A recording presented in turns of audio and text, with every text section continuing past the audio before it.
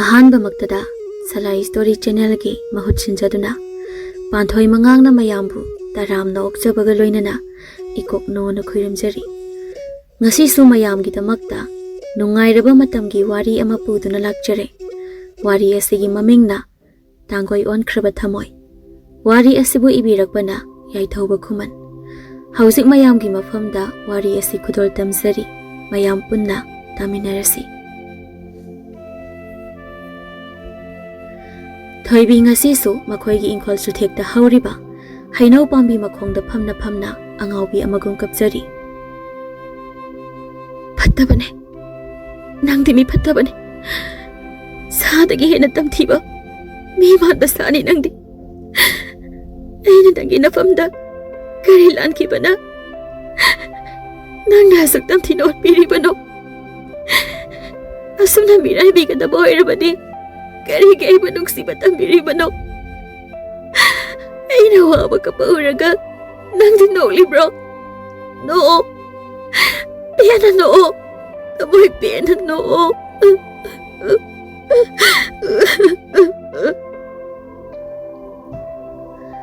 ꯑꯁꯣꯝꯗꯅ ꯃꯃꯥ ꯏꯕꯦꯝꯃ ꯁꯅꯥꯍꯟꯅ ꯃꯆꯥꯅꯨꯄꯤꯕꯨ ꯆꯥꯛ ꯏꯁꯤꯡ ꯆꯥꯅꯕ ꯍꯥꯏꯗꯨꯅ ꯀꯣꯏꯊꯤ ꯊꯤꯔꯤ꯫ ꯏꯃꯥꯒꯤ ꯏꯕꯦꯝꯃ, ꯏꯆꯥ ꯊꯣꯏꯕꯤ, ꯅꯪꯕꯨ ꯀꯥꯏꯗ ꯂꯩꯒꯦꯅꯦ? ꯆꯥꯛ ꯆꯥꯅꯕ ꯍꯥꯏꯗꯨꯅ ꯇꯧꯔꯒ ꯃꯁꯤ ꯑꯉꯥꯡꯁꯤꯕꯨ ꯀꯃꯥꯏ ꯇꯧꯗꯣꯏꯅꯣ ꯈꯪꯗꯦꯅꯦ ꯇꯧꯔꯤꯕꯁꯦ꯫ ꯃꯄꯥꯕꯨꯡ ꯌꯥꯎꯗꯅ ꯑꯩꯅ ꯏꯆꯥꯕꯨ ꯌꯣꯛꯄꯁꯦ ꯃꯅꯤꯡ ꯊꯨꯡꯍꯟꯕꯁꯨ ꯉꯝꯗ꯭ꯔꯦ꯫ ꯃꯥꯒꯤ ꯍꯣꯡꯂꯛꯂꯤꯕ ꯃꯇꯧꯁꯦ ꯑꯩꯁꯨ ꯀꯔꯤ ꯍꯥꯏꯗꯧꯅꯣ ꯈꯪꯗ꯭ꯔꯦ꯫ ꯊꯣꯏꯕꯤ ꯍꯩꯅꯧ ꯃꯈꯣꯡꯗ ꯐꯝꯗꯨꯅ ꯑꯉꯥꯎꯕꯤ ꯑꯃꯒꯨꯝ ꯀꯞꯄꯗꯨ ꯎꯔꯝꯃꯤ꯫ ꯏꯍꯦ, ꯑꯩꯅ ꯉꯁꯥꯏꯗꯒꯤ ꯊꯤꯔꯨꯔꯤꯕꯁꯤꯗꯤ ꯃꯥꯗꯤ ꯑꯁꯤꯗ ꯀꯩꯗꯧꯔꯤꯕ? ꯃꯁꯤꯒꯤ ꯑꯉꯥꯡꯁꯤꯕꯨ ꯀꯔꯤ ꯍꯥꯏꯅꯗꯣꯏꯅꯣ ꯑꯩꯕꯨ? ꯏꯕꯦꯝꯃ, ꯏꯆꯥ ꯊꯣꯏꯕꯤ, ꯀꯔꯤꯅꯣ ꯏꯆꯥꯅ ꯍꯟꯗꯛ ꯑꯣꯏꯔꯛꯂꯤꯕ ꯏꯃꯥꯒꯤ ꯃꯤꯠꯃꯥꯡꯗ ꯎꯍꯜꯂꯤꯕ ꯑꯁꯤꯕꯨ ꯀꯔꯤꯅꯣ? ꯏꯆꯥ ꯀꯩꯗꯧꯔꯒꯦ? ꯁꯦ, ꯏꯃꯥꯗ ꯍꯥꯏꯔꯛꯑꯣ꯫ ꯏꯆꯥꯅ ꯀꯞꯇꯨꯅ ꯁꯨꯝ ꯂꯩꯔꯕꯗꯤ ꯏꯃꯥ ꯏꯆꯥꯒꯤ ꯃꯇꯧꯁꯦ ꯌꯦꯡꯕ ꯉꯝꯗꯦ, ꯏꯃꯥ ꯅꯨꯡꯉꯥꯏꯇꯦ꯫ ꯏꯃꯥ ꯏꯆꯥ ꯈꯛ ꯂꯩꯕꯁꯤꯗ ꯏꯆꯥꯅ ꯑꯗꯨꯝꯅ ꯀꯞꯇꯨꯅ ꯂꯩꯔꯕꯗꯤ ꯏꯃꯥꯅ ꯏꯆꯥꯒꯤ ꯃꯇꯧꯁꯤ ꯌꯦꯡꯕ ꯉꯝꯗꯤꯌꯦ꯫ ꯑꯗꯨꯝꯅ ꯇꯧꯒꯅꯨꯀꯣ ꯏꯆꯥ ꯊꯣꯏꯕꯤ꯫ ꯊꯣꯏꯕꯤ ꯃꯃꯥꯗ ꯌꯦꯡꯅ ꯀꯣꯟꯁꯤꯜꯂꯗꯨꯅ, ꯏꯃꯥ, ꯑꯩ ꯌꯥꯝ ꯋꯥꯔꯦ, ꯑꯩ ꯃꯥꯂꯦꯝꯁꯤꯗ ꯍꯤꯡꯅꯤꯡꯕ ꯐꯥꯎꯗ꯭ꯔꯦ ꯏꯃꯥ꯫ ꯑꯩ ꯏꯃꯥꯕꯨ ꯀꯧꯊꯣꯛꯄ ꯉꯝꯗꯤꯌꯦ ꯏꯃꯥ꯫ ꯏꯕꯦꯝꯃ, ꯏꯆꯥ ꯊꯣꯏꯕꯤ, ꯀꯔꯤ ꯃꯇꯧꯅꯣ ꯉꯁꯤ ꯏꯆꯥꯅ ꯏꯃꯥꯒꯤ ꯏꯐꯝꯗ ꯍꯥꯏꯔꯤꯕꯁꯤꯕꯣ? ꯑꯗꯨꯝꯅ ꯇꯧꯒꯅꯨ, ꯏꯃꯥ ꯏꯆꯥꯒꯤꯗꯃꯛ ꯈꯟꯕꯗ ꯌꯥꯝꯅ ꯋꯥꯏ꯫ ꯑꯗꯨꯝꯅ ꯄꯨꯛꯅꯤꯡ ꯁꯣꯟꯊꯒꯅꯨ, ꯊꯧꯅꯥ ꯂꯩꯒꯗꯕꯅꯤ꯫ ꯂꯥꯏꯔꯕ ꯑꯩꯈꯣꯏꯒꯤꯁꯨ ꯃꯄꯨ ꯃꯥ ꯂꯩꯕꯅꯤ꯫ ꯏꯆꯥꯅ ꯑꯗꯨꯛ ꯌꯥꯝ ꯁꯣꯟꯊꯔꯤꯕ ꯀꯔꯤꯒꯤꯅꯣ?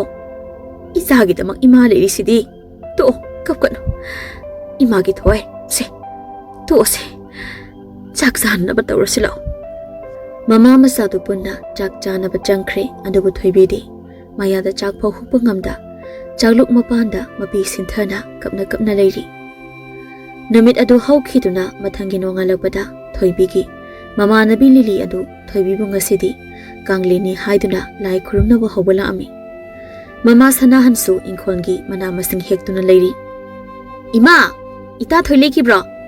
ꯍꯟꯗꯛꯇꯤ ꯏꯇꯥꯁꯨ ꯎꯈꯤꯗ꯭ꯔꯦ, ꯃꯥꯕꯨ ꯑꯅꯥ ꯑꯌꯦꯛꯀ ꯌꯥꯎꯕ꯭ꯔꯥ ꯏꯃꯥ? ꯍꯩꯃꯥ, ꯂꯤꯂꯤ, ꯅꯪ ꯂꯥꯛꯏꯕ꯭ꯔꯥ? ꯃꯥꯒꯤ ꯀꯥꯗ ꯂꯩꯕꯅꯤ, ꯆꯪꯉꯨ ꯆꯪꯉꯨ꯫ ꯍꯣꯏ ꯏꯃꯥ꯫ ꯂꯤꯂꯤ ꯊꯣꯏꯕꯤꯒꯤ ꯀꯥꯗ ꯆꯪꯉꯛꯄꯗ ꯇꯧꯔꯝꯂꯤꯕ ꯃꯇꯧꯗꯨ ꯎꯕꯗ ꯂꯤꯂꯤ ꯇꯞꯅ ꯆꯪꯉꯛꯇꯨꯅ, ꯏꯇꯥ, ꯀꯩꯗꯧꯔꯒꯦ?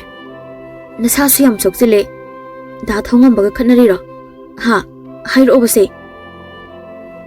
ꯏꯇꯥ, ꯑꯩ ꯀꯩ ꯍꯥꯏꯗꯣꯏꯅꯣ ꯈꯪꯗ꯭ꯔꯦ꯫ ꯑꯩꯅ ꯀꯔꯤ ꯂꯥꯟꯈꯤꯕꯅ ꯗꯥ ꯊꯧꯉꯝꯕꯅ ꯑꯩꯕꯨ ꯃꯤꯔꯥꯏꯔꯤꯕ?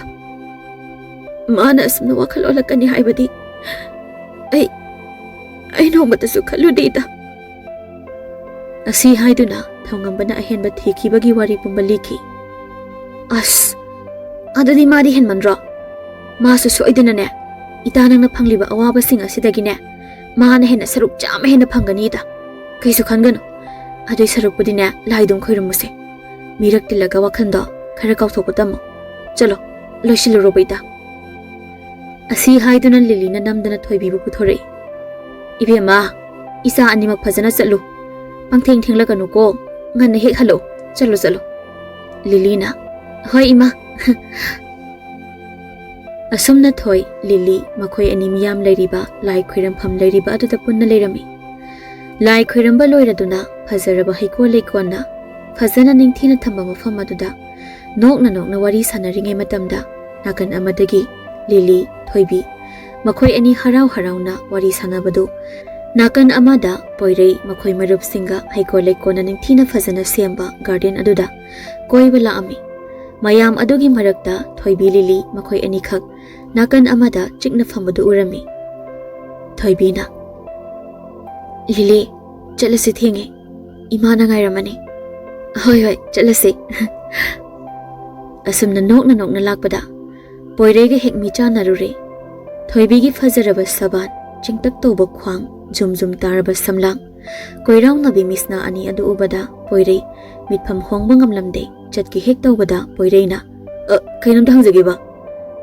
haro bina koi chan isana hek haijare mingbu thoibi na chalase ai thabak lehawi chatki hek tobada poirei na mangda thachilaga ngai kho mingam ta hairamo ai su ikai na sum hangbane Lily na ai gina Lily aduga ita sigina thoibi adu de khoi mu salukhi gi ibung khoi poirei su mamanaba sing adu thanamlaga thoibi gi matungda lona inari asomdana mamanaba sing do solhowi ibo zauna oi kaya do sitinu yengo yengune se matanda ga sakhre se masi khangne ba yum he ba khangne ai jini asum lakpana poirei na thoibi gi yum su khanghore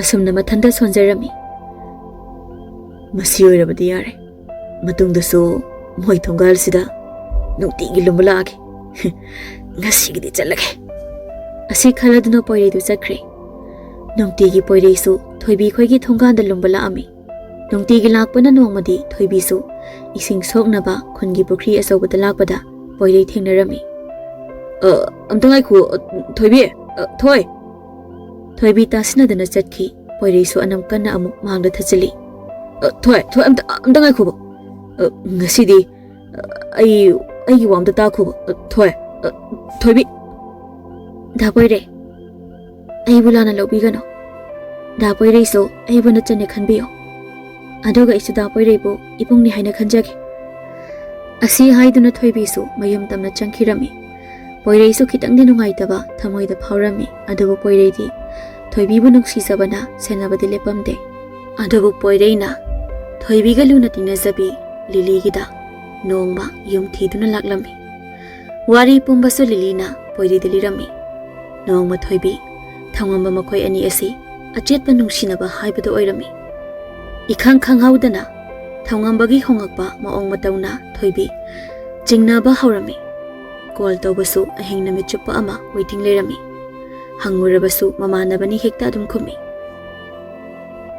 da thangamba nangna khalido kaino ai sinangi kanano naksibasu nangna tambiba ai thamoi sa kai hobiriba karigino asumna mirai biga da boirabadi ai bu karigi nam thakilang da jingsin birino thoi madu accident ni khalo nungsinaba khudingmak thungnani haba leite adubo ina nungsikhibadi isan ni khalaga nungsikhibane maduda nangni hena khanjin bagine maduda yaude ai khangdi thoi madura nang ai sukuina nungsinarapase pumnamak minamba aduga ibu karigi nungsi haina nasitmangna karigi phongdokhiba madasu aranbani haigadra aisu khange nangna ibu nungside pamda haiba nangi honglakliba na ongna tawna ibu tattana ole adubu phare masi pumnamak aidagi irani khallage adubu masimadi nangka kaugana aina ngasi kaina maisa phangliba sigumna nangsu aigumna maisa hena phangboyuko nangna ningjabina nangbusu maisa hena piba aingodagi hena saruk chama hena phangboyu asi haiduna thoi kol adu kathalami ningamdaba pendaba sauningba kayana punsinduna masana masabu sijarage haina tawrami mama sanahanna masabu thimjinbirami adubu sengna nungsiba oirubana thoibisu chahi kaya kauthokpa ngamda angaubi amagum leirami. Ahingi matam mana yaurakpaga thoibi nungtegi thamgambaga kol pairaga tungkhiba haukraba thanakhiba teksingdo yengna kapcharami. Wari pumba tarabada poirei nungaitaba phaujarami. Thoibisu hena nungsijarami. Hare adudi isan nabungsu chalukhige nohomam thengnerasi. Hai da poire adudi aisu lehaurage thoibi dasu yanaba ai haibirage yarkanida masu thamoi pipa minateba da poire ki najana ngamba matengsu pangganida. Adudi lehaurage ko da poire. Mama sanahanna ibema imagi sa thoi ngasidi ima sune naboki manakta amta chalukhige nabok to masangam de hai khara chapirukhige ko ima laktri phau chathok tabida phajana leiramu. Imung lomdagi thoibina hoi ima asi hairaduna sana hanju chatkri ngahak leiraba tungda lilisu thoibi khoida laklami. Ha ngasidi ai wa ma haige yada basu yaroi ko ho kari wano hairo sum ko tharaga leirano haige do bawada sat hairo. Adura da poirei da masada yengba yam nungaitre chaksu chadraba male makhoi mama khoisu laame wari pumba hairami bema nangsu ko ya thokro kedaurage mi masado phatanungda thoadi nang ningam ja hore bema nangsu ne ahenba thiyo da thongambagi mamangda nangsu nangna angambadu ullo. Khangrada isu kai haidino ai lambi asida amu hana chatningdreda khallo wakhando ado yadabadi yare ko singnaba thamo nangsu da thongambagi mamangda. Ado phare aisu salage wakhanda khallu ko munna khallo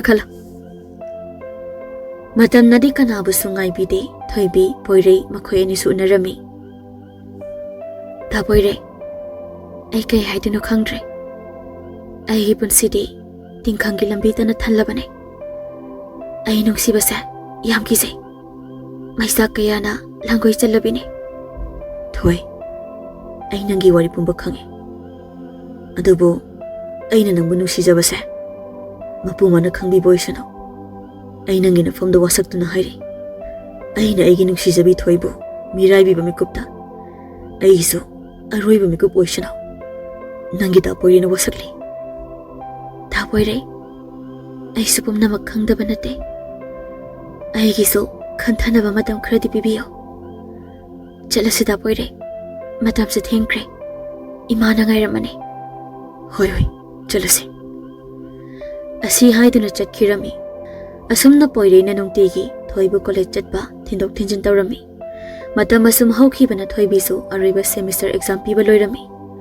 Asomda poiregi mamana ibungo nangsune nupi thiba yarabani nama basingdi masa masu phawo loina chawna khrabani nama idu khara sui kaiba khanguni bungo ima wayam hainingde ko ima isa khak leibasida nangna amuk ayuktagi a dukan senabani amuk sakhrani masidai sida amuk thengna halani ima se kiyam kuin otkhige haibano nangbo. Us ima nuksibi aisi matam khra lekhige ba adugane imagi soidana ningba thungal ba ko ima. Asi hairaduna poireisu magi dukanda amuk satkirami. Mama ibe matombisu magi thaba amuk tawduna lehauri. Thamgambasu restaurant amada nivaga leirami. Bema nang hadakti aini adaba thaba yam tawrei ko ngaha nanga chatmina khiba nupadu kanano ha. As da thongamba wakhando lana khankinuba se adudo aikhoi maboki masa nupane ba aina imanabigi birthday celebration ama chalubada ai gari su yakhitraba aduda sum lakminabane ba nangsidii ba. Ho adu pharise matungdadine aingonda hairamo ba ai lobu lakke ba. Hoi ba tanjaduda nivaga khangnaba nupa atopa amada amuk call tawraklami adusu nibana thokpa makhumi. Kanana call tawriduna yengise inegi masane aingonda pot lama tapakpa adugine thengi chatnaba tawrasi dal thongamba. Thongamba sauninglabasu kari amata haidana chatminakhre. Asomdana poiri dukan thadoktuna angangsingda yengsilhalamaga thoibida call tawraklami. Asomdana thoibi ta imungi thabak loisilingaida mamana Hai bema, isa thoi. Nangi fola ine. Hoi ima laage. Call du kanano haiduna yengbada poiri oiduna leirami. Call du paikhali. Hello. Thoi. Ai lai. Noigi khungi pukri leibadada ai leire. Nang amta tholo. Haida poiri. Ngahak leiramo. Ai tholage. Asomda poire thoibi bu ngaijari ngahak leiraba tungda thoibi su thoglei. Da poire kai leirage. Lakani su hairakte. Ando bro. Nangonda surprise utke tawbo. Nami usilone. Kaino mayeng hangeba. Is kai surprise na da poire. Hoi base. Usil lo basat. Seba. Ando gane kanganeba. Asi hairaduna thoibi bu mamit usil handuna poireina sanagi khudo puthorei. Yari pangthoro. Thoibi su mamit tapna pangthorei poiregi mataw adu ubada ngaklami. Ngakbro. Nangine. Aina nangi damukta sabane. Pahamdraba. Haida poire. Ando kaigi sarino. Adom da poire thamjin jawda. Yaru. Aina nangi damak khalaga sakrabane. Se. Ai sibigi se. Asi haraduna thoibigi khutto pairaga khudopto sibiri. Se phajare dana se. Ngasi dinang se. Yam phajare. Yengbagi pian banai. Ado ai sangkrage thabak lehewe. Da poire su salo. Hayang ko namu unaraseba. Ai sangi ko da poire. Poire su thoibina changkhiba ado ngahak yenglamnaga chatkre. Namit ado haukhiduna nongmagi namit amada thawngambasu nivana atopa nupa koi khangbadagi makhoi anisu kana khanari. Bema. Ai nangbu suk thajaraga. Nang ngasi hairiba singdubu kaino. Yai da thawngamba. Nang naibu thajadradi. Da thawngambasu nangi apamba lambida chakro. Ai su aigi lambida chakrage. Masidane wa amu ngangnaraise. Yari thamo. Asi haiduna niba su kol kakthatuna thamkhre. Asomdana thawngamba masana tawjaruba maralgi matung ina awaba chaitheng phangba horami. Matamduda mana thoibida utkhiba maong mataw kaya. Thoibina haikhiba thamoi sokna. Nang su saina hena phangba oyu haikhibado ningsing pendana kapjari. Thoibi mamaga thaba inkhang risilingaida ikhang khanghauda thawngambagi kolaklami. Thoibina kanano haina yenglakpada thawngamba oirambadada koladu kakthali. Hanjin kol tarokpa aduda. Hello. Kana oirabano? Thoi. Nangai bu khangdraba. Ai nangi da thongambane. Nangai bu khangdraba thoi. Kanagi da thongamba. Adoga kanagi thoi. Ai khangde. Thoi. Nangai bu waroribra. Ngasifo. Chume. Warogani haiba ikhange. Adobo ina nangi nafamda ikiba chaina aduna. Ngasidi ai nigamdabagi chaithengado. Ngasidi ai busu phanganbire. Thoi. Ai mangakpiyo. Ai nangonda khutlunaduna lala haiba simatangdi nangi nafamda masimatangdi hainege. Masimatangdi nangna ayaba pibiyo thoi. Thoibi phomduna leiramba wahai kayabu miluna pom anigi piranga loinana. Nang su ngasidi chaina ado phanglabra. Matamduda aina kayada wajakhiba kapjakhiba nonjakhiba ni nafamda adubu nangna ibu nungsidre pamdre haina hundokpiramlaga ngasina kaigi aigi ifamda nungsiba saduna amuk changakpadi nang aibu atpa pendribra hayo aina nangbu matam kaya chahi khayabu ngaisakhibane adubu nangna nongmata aibu ningsingbirakibra hayo aduga hauzuna karige aibu ningsingbiriba. Thawngamba kapchari maralgi matung ina mathanta khanjai. Aina tawbana aina phangi haibada thawngamba khangjakhi. Masi haiduna thoi kol adu phat kaktatuna thamkhre. Thoibi su haukraba thodok singduna kapchari.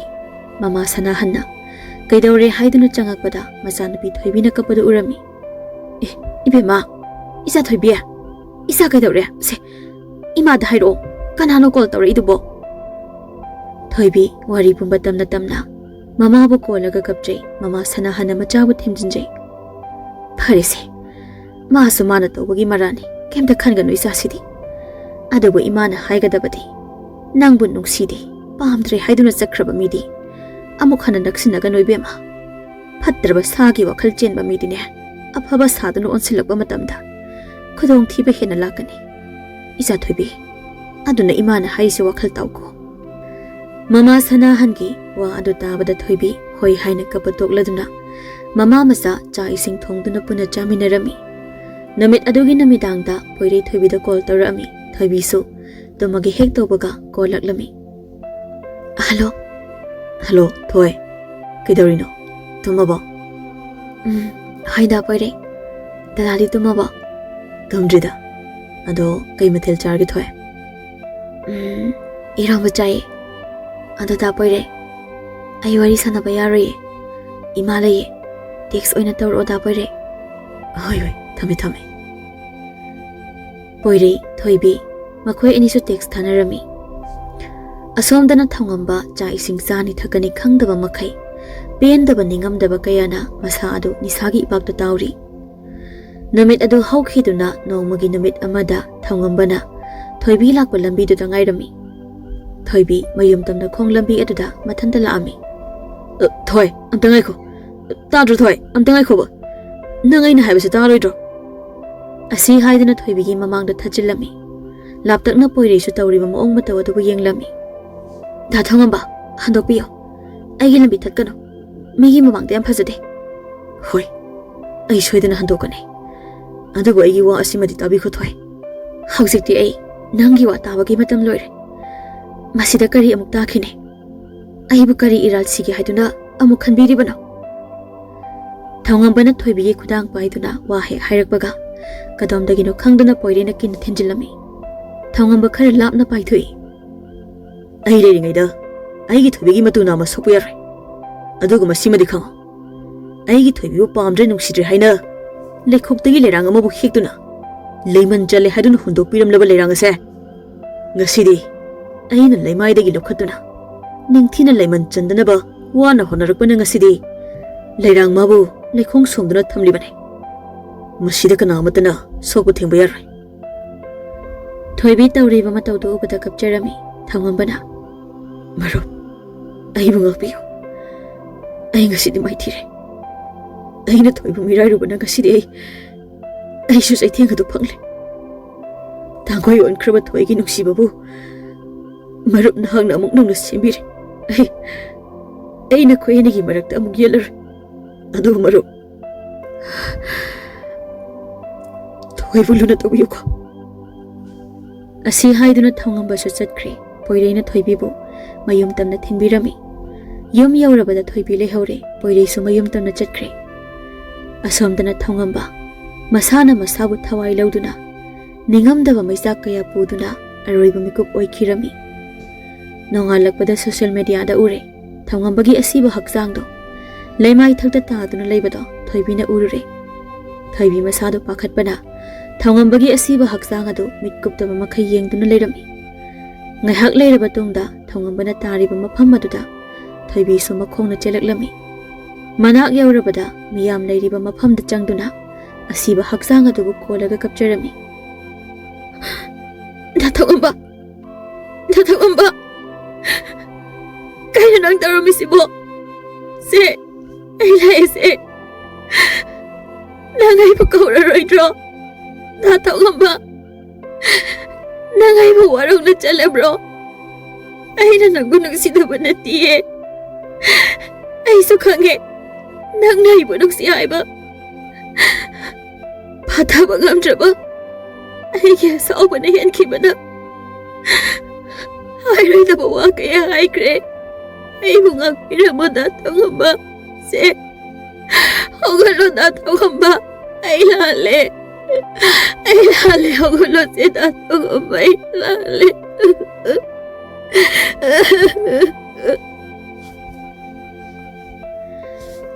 Ngaihak leiraba tungda police laktuna thongambagi asiba haksang adu pukre.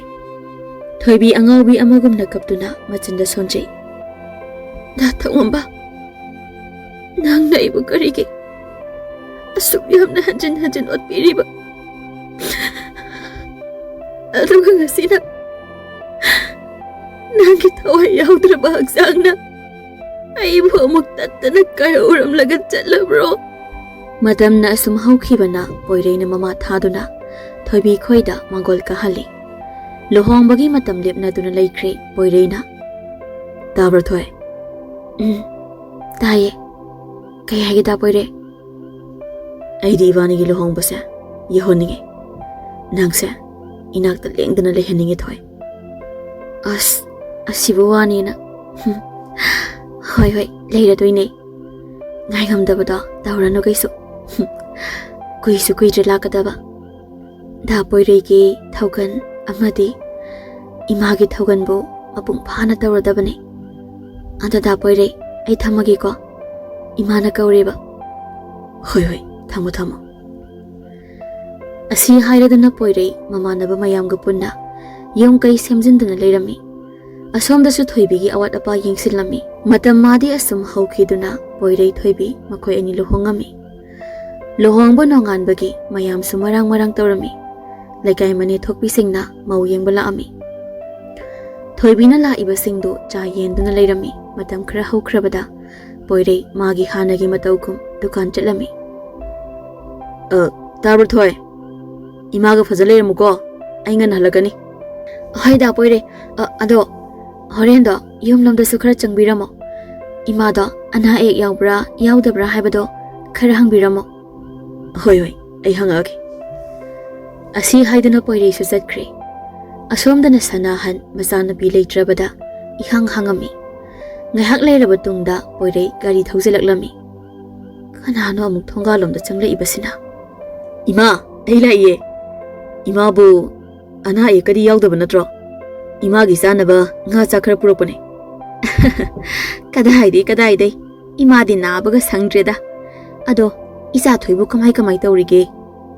ꯏꯃꯥ ꯊꯣꯏꯗꯤ ꯀꯩꯁꯨ ꯊꯣꯏꯗꯣꯛꯄ ꯌꯥꯎꯗꯦꯗ, ꯃꯥꯁꯨ ꯅꯨꯡꯉꯥꯏꯅ ꯂꯩꯔꯤꯌꯦ꯫ ꯑꯗꯣ ꯏꯃꯥꯒꯤ ꯅꯥꯛꯇ ꯅꯣꯡꯃꯅꯦ ꯊꯣꯏꯒ ꯂꯥꯛꯃꯤꯟꯅꯔꯒꯦ꯫ ꯑꯁꯤ ꯍꯥꯏꯔꯗꯨꯅ ꯋꯥꯔꯤ ꯋꯥꯇꯥꯏ ꯉꯥꯏꯍꯥꯛ ꯁꯥꯔꯕ ꯇꯨꯡꯗ ꯄꯣꯏꯔꯩꯁꯨ ꯃꯌꯨꯝꯗ ꯍꯟꯈ꯭ꯔꯦ꯫ ꯃꯇꯝꯅ ꯑꯁꯨꯝ ꯍꯧꯈꯤꯕꯅ ꯊꯣꯏꯕꯤꯁꯨ ꯃꯀꯨꯝ ꯃꯊꯥ ꯁꯨꯔꯗꯨꯅ ꯄꯣꯏꯔꯩ ꯊꯣꯏꯕꯤ ꯃꯈꯣꯏ ꯑꯅꯤꯒꯤ ꯃꯆꯥꯅꯨꯄꯥ ꯑꯃ ꯐꯪꯖꯔꯝꯃꯤ꯫ ꯑꯁꯨꯝꯅ ꯄꯣꯏꯔꯩ ꯑꯃꯗꯤ ꯊꯣꯏꯕꯤ ꯃꯆꯥꯅꯨꯄꯥꯒ ꯃꯃꯥ ꯏꯕꯦꯝꯃ ꯇꯣꯝꯕꯤꯒ ꯅꯨꯡꯉꯥꯏ ꯌꯥꯏꯐꯅ ꯏꯪꯅ ꯆꯤꯛꯅ ꯍꯔꯥꯎ ꯍꯔꯥꯎꯅ ꯄꯥꯟꯈꯤꯔꯝꯃꯤ꯫